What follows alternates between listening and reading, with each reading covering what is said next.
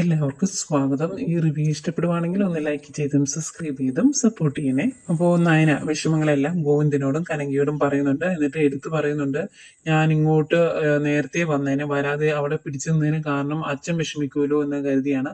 അല്ലെങ്കിൽ ചെന്ന ദിവസം ഞാൻ തിരിച്ചു പോകുന്നതിന് അത്രയ്ക്ക് മോശമായിട്ടാണ് ആദർശേട്ടൻ എന്നോട് പെരുമാറിയത് എന്നൊക്കെ പറയുമ്പം ഗോവിന്ദൻ പറയുന്നുണ്ട്, അങ്ങനെയാണെങ്കിൽ മോൾ ഇവിടെ നിന്നാൽ മതി. ഇനിയിപ്പോൾ ആദർശന്റെ സ്വഭാവം ഇങ്ങനെ തന്നെയാണ് മുന്നോട്ട് പോകുന്നത് എങ്കിൽ അയാൾ എടുത്തു തന്ന ഈ വീട് നമുക്കിനി ഉപയോഗിക്കേണ്ട കാര്യമില്ല, നമുക്കൊരു വാടക വീട്ടിലേക്ക് മാറാം എന്ന് പറഞ്ഞിട്ടാണ് ഗോവിന്ദൻ അങ്ങ് പോകുന്നത്.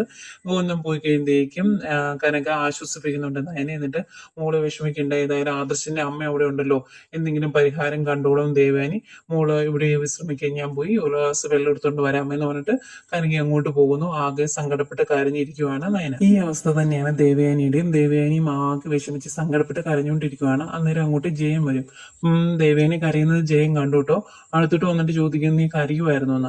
അന്നേരം പെട്ടെന്ന് കണ്ണീരൊക്കെ തുടച്ചിട്ട് ചാടി നിന്നിട്ട്, ഞാൻ കരയൊന്നും അല്ലായിരുന്നു എന്ന് പറയുമ്പോൾ, പിന്നെ എന്തിനാ നീ കണ്ണീര് തുടച്ചത് എന്ന് ചോദിക്കും. അന്നേരം ദേവേന് പറയുവാ, ഞാൻ അച്ഛന്റെ കാര്യം ഓർത്താ കരഞ്ഞതെന്ന്. അന്നേരം അച്ഛന്റെ കാര്യം ഓർത്ത് കരയാൻ ഇപ്പൊ ഇവിടെ എന്താ സംഭവിച്ചതെന്ന് ജയൻ തിരിച്ചു ചോദിക്കുമ്പോൾ ദേവേന് പറയുവാണ്, അല്ല അച്ഛന് ഇതുപോലൊരു വലിയ അസുഖം വന്നല്ലോ എന്നോർത്ത് കരഞ്ഞതായെന്ന് പറയുമ്പോൾ ജയൻ ചോദിക്കും, അച്ഛനിപ്പോ പ്രശ്നമൊന്നും ഇല്ലല്ലോ, പിന്നെ എന്തിനാ നീ കരയുന്നേ എന്ന് ചോദിക്കും. അന്നേരം ദേവേന് പറയുവാണ്, ഞാൻ എന്റെ സ്വന്തം അച്ഛനെ അമ്മയൊക്കെ കൂടുതൽ സ്നേഹിച്ചത് ജയേട്ടന്റെ അച്ഛനെ അമ്മയാണ്. ഇവിടെ വന്നിട്ട് ഒരു വഴക്ക് പോലും അവരെന്നെ പറഞ്ഞിട്ടില്ല, അതിനുള്ള അവസരം ഉണ്ടാക്കിയിട്ടില്ല എന്ന് പറയുക. അന്നേരം ജയം പറയും, അതുപോലെ തന്നെ നീ സ്നേഹിക്കേണ്ട ഒരാള് ഈ വീട്ടിലുണ്ടായിരുന്നു, നയനമോള്, അത് നീ ചെയ്തില്ല. ഏതായാലും അതുകൊണ്ടാകാം നയനമോള് ഈ വീട് വിട്ടു പോയത് എന്ന് പറയുമ്പോൾ ദേവേനിക്ക് ആകെ വിഷമാവുകയെ. അപ്പം ദേവേനി ചോദിക്കും, അതെന്താ ചെയ്യേട്ടാ അങ്ങനെ പറയുന്നത്? ശരിക്കും ആദർശം നയനും തമ്മിലുള്ള എന്തോ പ്രശ്നത്തിന്റെ പേരിലല്ലേ നയന ഈ വീട് വിട്ടു പോയത്? അവർ തമ്മിൽ ശരിക്കും എന്താ പ്രശ്നം എന്ന് ചോദിക്കും. അന്നേരം ജയം പറയുന്നുണ്ട്, അതൊന്നും എനിക്കറിയത്തില്ല, ഇനിയിപ്പോ അറിയണമെങ്കിൽ തന്നെ നിനക്കത് നേരിട്ട് നിന്റെ മോനോട് ചോദിക്കാലോ. അവൻ ഏതായാലും നിന്നെ വിളിക്കുന്നുണ്ട്, അവന് എന്തോ തീരുമാനം നിന്നെ അറിയിക്കാനുണ്ട് എന്നാ പറഞ്ഞത്. എല്ലാരും ഹാളിലുണ്ട്, നീ ഇവിടെ അങ്ങോട്ട് വന്നാൽ മതി എന്ന് പറയും. അന്നേരം എന്തിനാ എന്ന് ചോദിക്കുമ്പോൾ അതൊക്കെ അവൻ അവിടെ ചെല്ലുമ്പോൾ പറയുമല്ലോ, വാ എന്ന് പറഞ്ഞ് വിളിക്കുവാണ്. എന്നിട്ട് ആ ജയൻ അങ്ങോട്ട് കയറി പോകും. അപ്പോഴും ആകെ വിഷമത്തോടെ സങ്കടപ്പെട്ടാണ് ദേവയാനി പുറകെ കയറി ചെല്ലുന്നത്.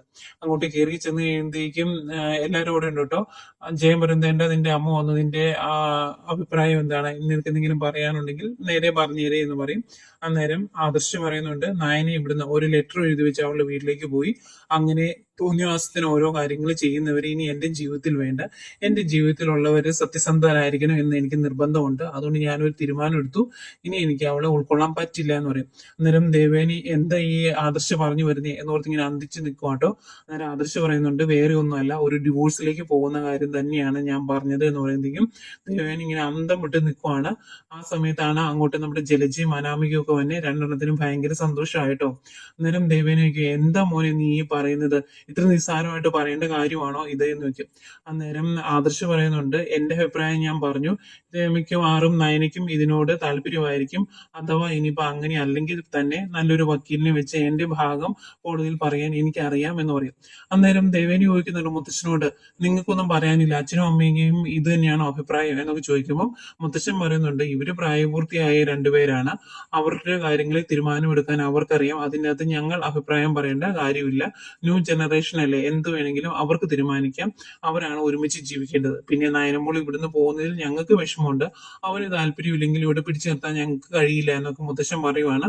അന്നേരം ജയൻ ചോദിക്കുന്നുണ്ട്, അതിന് നീ വിഷമിക്കേണ്ട കാര്യമില്ലല്ലോ, നിന്റെ മോനും മരുമോളും തമ്മിൽ വേർപിരിയുന്നതും അവര് മിണ്ടാതെ നടക്കുന്നതും ഒക്കെ നിനക്ക് സന്തോഷം നൽകുന്ന കാര്യമല്ലേ എന്ന് ചോദിക്കും. അന്നേരം അതിന്റെ കൂടെ അജയനും, അത് തന്നെ ഞങ്ങൾക്ക് വിഷമമുണ്ട് നയനമോട് ഇവിടുന്ന് പോകുന്ന കാര്യം ഓർത്തിട്ട്, പക്ഷെ ഏട്ടത്തി അങ്ങനെ വിഷമിക്കേണ്ട കാര്യമില്ലല്ലോ എന്ന് പറയും. എല്ലാം കൂടെ കേട്ട് കഴിയുമ്പോഴേക്കും ദേവേനിക്ക് ദേഷ്യം വരും. അന്നേരം ദേവേനി പറയുന്നുണ്ട്, എന്താണെന്ന് വെച്ചാൽ ആയിക്കോട്ടെ, ഒരു കുഴപ്പമില്ല, പക്ഷെ ഇത് കഴിഞ്ഞതിന് ശേഷം ഇതൊന്ന് പരിഹരിച്ചു തരണം എന്ന് പറഞ്ഞ് മുത്തശ്ശനെ അച്ഛനെ ഒന്ന് ശല്യം ചെയ്തേക്കരുത് എന്ന് പറയുക. അന്നേരം മുത്തശ്ശൻ പറയുന്നുണ്ട്, അങ്ങനെ പറയാനുള്ള വോയിസ് അവൻ ഇല്ലല്ലോ, അതുകൊണ്ടാണല്ലോ എല്ലാരും വിളിച്ച് അവന്റെ കാര്യങ്ങൾ പറഞ്ഞത്, ഇനിയിപ്പോ അത് ആ രീതിയിൽ നടക്കട്ടെ എന്നിങ്ങനെ പറയുവാണ്. അന്നേരം അവിടെ നിൽക്കുന്ന ജലജ ചോദിക്കുന്നുണ്ട്, എന്താ ആദർശെ നിങ്ങൾ ഇങ്ങനെ പിരിയാനുള്ള കാരണം, ഇങ്ങനെയൊന്നും അല്ലായിരുന്നല്ലോ, അവളെ തലയിൽ വെച്ചുകൊണ്ട് നടക്കുമായിരുന്നല്ലോ എല്ലാവരും, ഇനിയിപ്പോ നിങ്ങൾ പിരിയാനുള്ള കാരണം എന്താണെന്ന് ഞങ്ങൾക്ക് ആർക്കും മനസ്സിലായില്ല എന്ന് പറയും. അന്നേരം ആദർശ് പറയും ആ കാര്യങ്ങളൊന്നും ഇപ്പൊ അപ്പച്ചി അറിയണ്ട എന്നിങ്ങനെ പറയുമ്പം ജലജ പിന്നെയും ചോദിക്കും കേട്ടോ ഇതിനെ പറ്റി. അന്നേരം മുത്തശ്ശി ചോദിക്കും എന്താ നിനക്ക് ഇനി എന്തെങ്കിലും വിഷമം ഉണ്ടോ അവൾ ഇവിടുന്ന് പോയതിനെ കുറിച്ച് ഓർത്തിട്ട്, അതോ അവൾ പോയത് കൊണ്ടുള്ള സന്തോഷം കൊണ്ടാണോ എന്ന് ചോദിക്കും.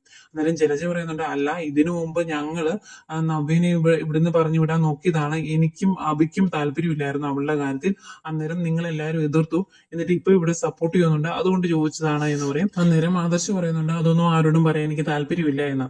ഏതായാലും അവരും അങ്ങോട്ട് പോകുന്നു. വളരെ വിഷമിച്ച് ദേവയാനി അവിടെ നിന്ന് പോരുവാണ്. അനാമികയും ജലജയും ഇതിന്റെ ആഘോഷം അപ്പുറത്ത് പോയിട്ട് നടത്തുന്നുണ്ടോ. ജാനകിയുണ്ട്. 3 പേരുടെ ഇത്രയും പെട്ടെന്ന് ഇങ്ങനെ ഒരു കാര്യം നടക്കുമെന്ന് നമ്മൾ ഓർത്തതല്ലോ. ഏതായാലും സന്തോഷമായി. അവൾ ഇവിടുന്ന് പോയി കഴിഞ്ഞാൽ പിന്നെ ആ മൂത്തവളെ എങ്ങനെ അടിച്ചു പുറത്താക്കിയ പിന്നെ സമാധാനമായി എന്ന് പറയുവാണ് ജലജ. അന്നേരം ജാനകി പറയുന്നുണ്ട് അവൾക്ക് അങ്ങനെ ആത്മാഭിമാനമുള്ള കൂട്ടത്തിലാണെന്ന് എനിക്ക് തോന്നുന്നില്ല, അതുകൊണ്ട് അവളെ പുറത്താക്കാൻ ഇത്തിരി പാടായിരിക്കും, പ്രത്യേകിച്ച് ഒരു കുഞ്ഞൂടെ ഉണ്ടായി കഴിഞ്ഞാൽ ബുദ്ധിമുട്ടാണ് എന്ന് പറയുമ്പോൾ ജലജ പറയുന്നുണ്ട് കുഞ്ഞിനും അവൾക്കും ചെലവിന് കൊടുക്കാം, പിന്നെ എന്താ പ്രശ്നമെന്നാണ് ജലജയുടെ പക്ഷം. ഏതായാലും എല്ലാവരും ഭയങ്കര സന്തോഷത്തിലാണ്. അതിനിടയ്ക്ക് ജാനകി ഈശ്വര ഇനിയിപ്പോ അച്ഛനും അമ്മയും ചതിക്കാണ്ടിരുന്നാൽ മതിയായിരുന്നു, അവരിങ്ങോട്ട് വിളിച്ചുകൊണ്ട് വരാതിരുന്നാൽ മതിയായിരുന്നു അവളെ എന്ന് പറയുമ്പം ജലജ പറയുന്നുണ്ട് അങ്ങനെ സംഭവിക്കില്ല, കാരണം ഇപ്പം എല്ലാവരും ഒറ്റക്കെട്ടായിട്ട് ആദർശിന്റെ തീരുമാനത്തെ അനുകൂലിക്കുന്നുണ്ട് എന്ന് പറയും. അന്നേരം അനാമിക പറയുന്നുണ്ട് എന്തോ വലിയൊരു തെറ്റാണ് അവൾ ചെയ്തത്, അല്ലെങ്കിൽ ആദർശേട്ടനെ പോലുള്ള ഒരാൾ ഇങ്ങനെ ഒരു തീരുമാനം എടുക്കുകയില്ല എന്ന് പറയും. അന്നേരം ജാനകി പറയുന്നുണ്ട് നമ്മൾ കഴിഞ്ഞ ദിവസം പറഞ്ഞതൊക്കെ തന്നെ ആയിരിക്കും കാര്യം എന്ന് പറയുമ്പം ജലജ ഇനിയിപ്പോ വേറെ എന്തോ ഒരു പ്രശ്നവും കൂടി ഉണ്ടെന്ന് എനിക്ക് തോന്നുന്നത്. ഇന്നാൾ അവരുടെ രണ്ടുപേരൂടെ ഡോക്ടറെ കാണാനായിട്ട് പോയായിരുന്നു, ടെസ്റ്റ് ചെയ്യാനൊക്കെ ആയിട്ട്. ഇനിയിപ്പോ അവൾക്ക് കുഞ്ഞുങ്ങൾ ഉണ്ടാകില്ല എന്നുവല്ലോ അറിഞ്ഞുകൊണ്ടാണോ ആദർശ് ഒഴിവാക്കുന്നതെന്ന് അറിയത്തില്ലല്ലോ.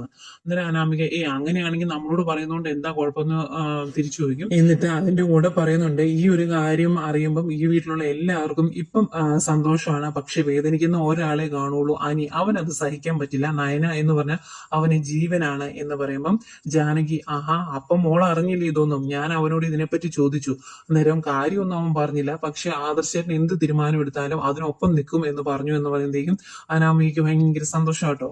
ഏതായാലും ഈ സന്തോഷ വാർത്ത വേണുവിനെയും രേവതി ഇങ്ങനെ വിളിച്ച് പറയാൻ ജാനകി പറയുന്നുണ്ട് അവരോട് ഒന്ന് സന്തോഷിക്കട്ടെ എന്ന്.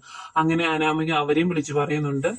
ഇതറിയുന്ന അവരും ഭയങ്കര സന്തോഷത്തിലാണ്. അവർ ഇതിനെപ്പറ്റി സംസാരിച്ചുകൊണ്ടിരിക്കുവാണ്. അന്നേരം വേണു പറയുന്നുണ്ട് വളഞ്ഞ രീതിയിൽ വീട്ടിലോട്ട് കയറിയവർക്ക് ഇതുപോലുള്ള പതനങ്ങൾ ഉണ്ടാകുമെന്ന്. അന്നേരം രേവതി നമ്മുടെ മൂളം നേരാവണ്ണം അല്ല അങ്ങോട്ട് കയറിയേക്കുന്നത് എന്ന് പറയും. അന്നേരം വേണു പറയുവാണ് അതിനവള് കാലങ്ങളോളം അവിടെ പിടിച്ചു നിൽക്കാനൊന്നും പോകുന്നില്ലല്ലോ, അവൾക്ക് കിട്ടാനുള്ളത് കിട്ടിക്കഴിയുമ്പോൾ അവൾ ഇങ്ങോട്ട് പോകുന്നോളും, പിന്നെ ഒരു കാരണവശാലും അനിയായിട്ട് അവൾ ഒത്തുപോകത്തുമില്ല, കാരണം അവളുടെ മനസ്സിൽ അനിയില്ല, അവളുടെ മനസ്സിൽ മറ്റൊരു പയ്യനാണ് എന്ന് പറയുമ്പം രേവതി ചോദിക്കും അപ്പോൾ ആദർശ് പറഞ്ഞതൊക്കെ ശരിയാണോ എന്ന്. അന്നേരം വേണു പറയുന്നുണ്ട് അത് ശരിയാണ്, അവൾക്ക് വേറൊരു ചെറുക്കനെ ഇഷ്ടമാണ്, കല്യാണത്തിന് മുമ്പേ അവൻ ഇവിടെയൊക്കെ വരാറുണ്ടായിരുന്നു, അതുകൊണ്ട് തന്നെ അവർ തമ്മിൽ ഇഷ്ടമാണെന്ന് എനിക്ക് അങ്ങനെയാണ് മനസ്സിലായത്, പലതവണ ഞാൻ അവരെ പുറത്തു വെച്ചും കണ്ടിട്ടുണ്ട്, പിന്നെ അനിയുമായിട്ട് ബന്ധം വേർപ്പെടുത്താൻ അവൾ മനസ്സുകൊണ്ട് തീരുമാനിച്ചിരിക്കുന്ന സ്ഥിതിക്ക് ഞാൻ അതിനെ എതിർക്കാൻ പോയില്ലെന്നേ ഉള്ളൂ എന്നൊക്കെ പറയുമ്പം അപ്പൊ ഇനി ഒരിക്കലും അനിയായിട്ട് ഒത്തുപോകില്ല അല്ലേ, ഈ കാര്യമൊന്നും എനിക്ക് അറിയത്തില്ലായിരുന്നു എന്ന് രേവതിയും പറയുന്നുണ്ട്. പിന്നീട് നമ്മുടെ അഭിയെയാണ് കാണിക്കുന്നത്. അഭിയോടും ഈ സന്തോഷം ഓടി വന്ന് പറയുവാണ് ജലജ. അന്നേരം അഭി പറയുന്നുണ്ട് ഇതൊന്നും കേട്ട് അമ്മ അഭിപ്രായം പറയാൻ നിൽക്കണ്ട, ഒരിക്കലും ആദർശേട്ടൻ അവരെ വേണ്ടെന്ന് വെക്കില്ല എന്ന്. അന്നേരം ജലജ പറയും നീ ഉദ്ദേശിക്കുന്ന പോലെ ഒന്നും അല്ല, ഡിവോഴ്സിനുള്ള കാര്യങ്ങൾ ചെയ്യാൻ പോവാന്ന് ആദർശ് പറഞ്ഞത്, ഈ തവണ മുമ്പുള്ളതുപോലെ ഒന്നുമല്ല, ഇവിടെ അച്ഛനും അമ്മയും ജേട്ടനും സഹിതം എല്ലാവരും അവനെ സപ്പോർട്ട് ചെയ്യുന്നുണ്ട് എന്ന് പറയും. അന്നേരം അഭി അങ്ങ് വിശ്വസിക്കുന്നില്ല കേട്ടോ. അഭി പറയുന്നത് ഇതൊന്നും നടക്കണ കാര്യമല്ല, അവരെ ഒരു കാരണവശാലും വിട്ടുകളയാൻ ആദർശേട്ടൻ തയ്യാറാകില്ല എന്ന് തന്നെ പറയും. അന്നേരം ജലജ നീ എന്തിനാ ഇങ്ങനെയൊക്കെ പറയുന്നത്, എന്താണെങ്കിലും അങ്ങനെയൊക്കെ സംഭവിക്കുമെന്ന് പറയണം, എങ്കിലും അതൊക്കെ നടക്കുള്ളൂ എന്ന് പറയുക. എന്നിട്ട് ചോദിക്കും നീ പണ്ട് ഇങ്ങനെയൊന്നും അല്ലായിരുന്നല്ലോ, ഇങ്ങനെ ഒരു വിഷയം നടന്നിട്ടുണ്ടെങ്കിൽ അതിന് കാരണം എന്താണ് എന്നറിയാൻ അതിന്റെ പുറകെ നടക്കുമായിരുന്നല്ലോ, എന്നിട്ട് ഇപ്പൊ എന്താ നിന്റെ സ്വഭാവത്തിൽ ഒരു മാറ്റം, ഭാര്യ വീട്ടിൽ പോകുന്നതിന്റെ ആണോ എന്ന് ചോദിക്കും. അന്നേരം അഭി പറയുന്നുണ്ട് അതിന്റെ ഒന്നുമല്ല, അതിനേക്കാൾ ഏറെ വിഷമങ്ങൾ എന്റെ മനസ്സിൽ പോകുന്നുണ്ട്, അതൊന്നും പറഞ്ഞ അമ്മയ്ക്ക് മനസ്സിലാകില്ല എന്ന് പറയും. ഇവരിങ്ങനെ സംസാരിച്ചുകൊണ്ട് നിൽക്കുമ്പം തന്നെ അനഘ വിളിക്കൂട്ടോ. ആ കോള് കാണുന്നത് അഭിയുടെ മുഖമൊക്കെ മാറി പെട്ടെന്ന് അവിടെ നിന്ന് അങ്ങ് മാറി നിൽക്കും. അന്നേരം ജലജി ഇതൊക്കെ ശ്രദ്ധിക്കുന്നുണ്ട്. ഏതായാലും ഫോൺ എടുത്തിട്ട് അനഘ പറയുന്നത് നീ പറഞ്ഞ സമയം നാളെ തീരാൻ പോവാണ്, അത് കഴിഞ്ഞ് ഞാൻ ഇനി നിന്നെ വിളിക്കില്ല, നിന്റെ മുത്തശ്ശിനെ വിളിക്കുള്ളൂ എന്ന് പറഞ്ഞിട്ട് ഫോൺ കട്ട് ചെയ്യും. അത് കേട്ടിങ്ങനെ ടെൻഷൻ അടിച്ച് നിൽക്കോട്ടോ അഭി. അധികം ജലജ വന്നിങ്ങനെ പുറകിൽ നിന്ന് പിടിക്കും. എന്നിട്ട് ഇങ്ങനെ ഞെട്ടിത്തിരിഞ്ഞ് നോക്കുമ്പോൾ എടാ ഞാനാ, നീ എന്തിനാ ഇങ്ങനെ ടെൻഷൻ ആകുന്നേ, നിന്നെ ആരെ വിളിച്ചേ? ഏതായാലും ആ വിളിച്ച ആള് ചില്ലറക്കാരല്ല, ആ ഒരു പറയുന്ന കേട്ടല്ലേ നിന്റെ മുഖം ഇത്രയും മാറിയത് എന്ന് ചോദിക്കും. അന്നേരം അതെ, എന്റെ മനസ്സിൽ കൂടെ ഒരുപാട് കാര്യങ്ങൾ പോകുന്നുണ്ട്, ഞാനിപ്പോ ചെന്ന് പെട്ടേക്കുന്ന കാര്യം എന്താണെന്ന് പറഞ്ഞ അമ്മയ്ക്ക് മനസ്സിലാകില്ല എന്ന് പറയും. അന്നേരം നീ ഇനിയിപ്പോ എങ്ങോട്ടാ പോകുന്നേ എന്ന് ചോദിക്കുമ്പോൾ ഈ പോക്ക് പോയിട്ടുണ്ടെങ്കിൽ ഞാൻ നാട് വിട്ടു പോകും, അതാ നല്ലത് എന്നൊക്കെ പറഞ്ഞ് ദേഷ്യപ്പെട്ടിട്ട് അഭി പുറത്തേക്ക് ഇറങ്ങി പോവാണ്. സംഭവം മനസ്സിലാകാതെ നിൽക്കുവാണ് ജലജ.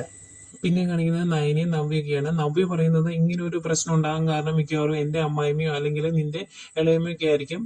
നമ്മൾ അവിടെ ഇല്ലാത്ത സമയത്ത് അവരെന്തെങ്കിലുമൊക്കെ ആദർശേട്ടന് പറഞ്ഞു കൊടുത്തതായിരിക്കും എന്നൊക്കെ പറയുമ്പോൾ നയന പറയുന്നുണ്ട്, അവര് പറഞ്ഞാലൊന്നും ആദർശേട്ടൻ വിശ്വസിക്കില്ല എന്ന്. അന്നേരം നവ്യ പറയും, എടി ചില കാര്യങ്ങളിൽ തെളിവ് സഹിതം പറഞ്ഞിട്ടുണ്ടെങ്കിൽ എല്ലാവരുടെയും മനസ്സ് മാറും, മനുഷ്യന്മാരല്ലേ എന്ന് ചോദിക്കുവാണ്. അന്നേരം കനിക അങ്ങോട്ട് വരുന്ന കനിക അതിനെ സപ്പോർട്ട് ചെയ്യുന്നുണ്ട് കേട്ടോ. അന്നേരം നബി പറയും, ഇനിയിപ്പം നിങ്ങൾ തമ്മിൽ ഒന്നിച്ചിട്ടുണ്ടെങ്കിൽ നോക്കിക്കോ, ആ പ്രശ്നമൊക്കെ ഒന്ന് സോൾവ് ആയി കഴിഞ്ഞിട്ടുണ്ടെങ്കിൽ എന്റെ അമ്മായിമ്മ ഞാൻ നല്ല രീതിയിൽ ഒന്ന് എടുത്തിട്ട് കുടയുന്നുണ്ട് എന്ന് പറയും കേട്ടോ. അതൊക്കെ അങ്ങോട്ട് അഭിയും വരും. അന്നേരം അഭിയോട് ചോദിക്കുന്നുണ്ട് നവ്യ, എടാ ശരിക്കും നിന്റെ ഏട്ടൻ എന്താ പറ്റിയെന്ന്. അന്നേരം അഭി പറയും, എന്താ പറ്റിയെന്ന് എനിക്കറിയത്തില്ല, ഏട്ടൻ ഇങ്ങനെയൊന്നും അല്ലായിരുന്നു, എന്തൊക്കെ പ്രശ്നങ്ങൾ ഉണ്ടെങ്കിലും ഏട്ടത്തി വിട്ട് കളയില്ല എന്ന് തന്നെയായിരുന്നു ഞാൻ ഇത്രയും കാലം കരുതിയത് എന്നിങ്ങനെ പറയും കേട്ടോ അഭി ഇത്തിരി വിഷമത്തോടെ. എന്നിട്ട് നയനോട് ചോദിക്കും, എന്താ പ്രശ്നം, ശരിക്കും എന്താ പ്രശ്നം എന്ന് ചോദിക്കുമ്പോൾ എനിക്കും എന്താണെന്ന് അറിയില്ല എന്ന് നയന പറയും. നേരം നവ്യ ചോദിക്കും, എടാ ശരിക്കും കാര്യങ്ങളെല്ലാം നിനക്ക് അറിയാവോ, എന്നിട്ട് നീ വെറുതെ അഭിനയിക്കുന്നതാണോ എന്ന് ചോദിക്കുമ്പോൾ ഇങ്ങനെ അന്തിച്ച് നോക്കി നിൽക്കുവാണ് അഭി. ഇതൊക്കെ കാണിച്ചുകൊണ്ട് ഇന്നത്തെ എപ്പിസോഡ് അവസാനിക്കുന്നു.